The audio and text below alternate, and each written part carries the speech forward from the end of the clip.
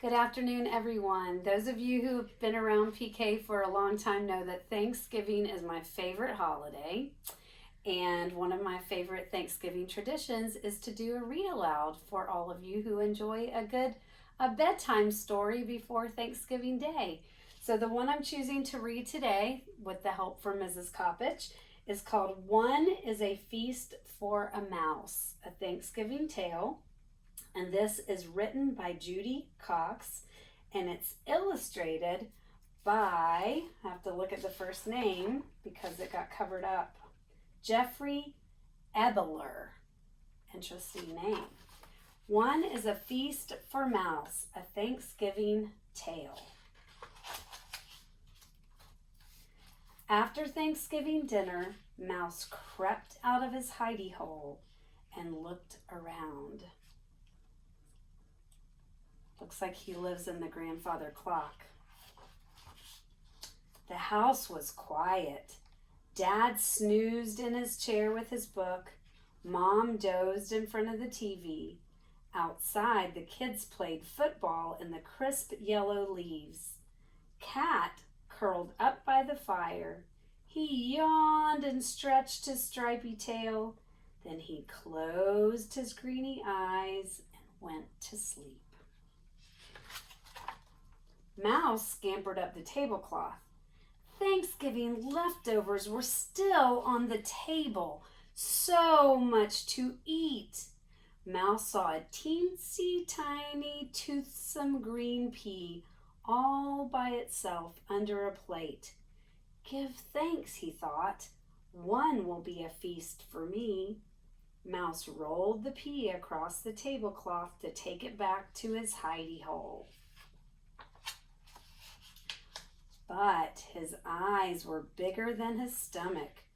He saw 6 leftover cranberries glowing like rubies on a silver saucer.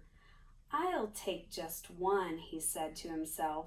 One is a feast for me. He balanced one cranberry on top of the pea and started once again across the table to his hidey hole. Just then he saw 3 olives, black and shiny in a dish. I'll just take one, he thought. One is a feast for me. He put the olive on top of the cranberry, on top of the pea, and carried the tidbits across the table. Then he saw the carrot sticks, crunchy and munchy and orange. I'll just take one, he thought. One is a feast for me. He stuck one carrot stick into the hole in the olive, balanced both on top of the cranberry on top of the pea, and started back to his hidey hole. Don't you love these little hand turkey name place cards? Then he saw the mashed potatoes. Mouse potatoes! There was just one scoop left on the plate. I'll just take the plate, Mouse thought. What a feast I will have! He balanced the plate of potatoes on top of the carrot stick in the hole in the olive, on top of the cranberry, on top of the pea. Mouse started off across the table. Then he saw the gravy, brown and luscious in the silver gravy boat.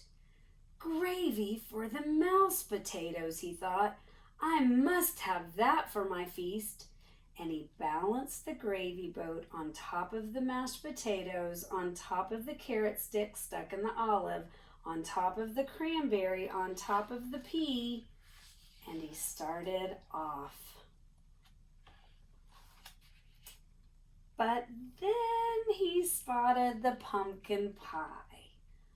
One slice of pie, brown and dimpled with a collar of fluffy cream. So he balanced the pie on top of the gravy boat, on top of the mashed potatoes, on top of the carrot stick stuck in the hole in the olive, on top of the cranberry, on top of the pea, and he started off across the table. The pie slid, but Mouse caught it just in time. Mouse bobbed and bobbled across the tablecloth on the way to his hidey hole for his Thanksgiving feast.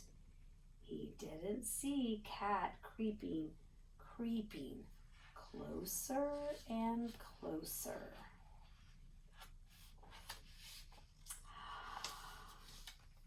But Mouse saw the turkey, brown and juicy, surrounded with parsley.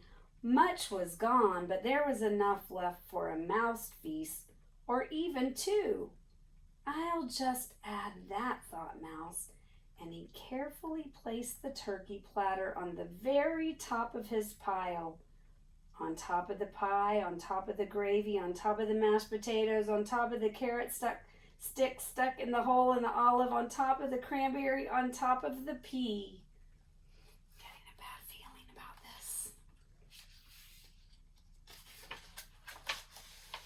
He started off across the table to his hidey hole, and there, at the table's edge, he met Cat, greedy-eyed and hungry, clawing up the table on the tablecloth. Mouse skidded to a stop. The turkey wibbled and wobbled, slid and slipped. Mouse danced to keep his feast balanced, pirouetted like a ballerina, juggled like a platter spinner. But off slid the turkey, whoosh, with a plop, landing smack on Cat. Down crashed the pumpkin pie in the boat with the gravy. Down crashed the mashed potatoes with a clatter that woke Mom. Down fell the carrot stick, still impaled in the olive. Down went the cranberry, which rolled, leaving a red track across the tablecloth. Down went the pea, all catterwampus, off the table, rolling onto the floor. Off scampered Mouse, quick as a bandit, back to his hidey hole, ahead of Cat. He huddled in his hidey hole. His heart pitter-pattered. He peered out. Down came the broom on the stripy, green-eyed Cat. "Bad kitty," shouted Mom, "outside!" And she swept the Cat out the door. Mouse looked around, whiskers trembling with fright.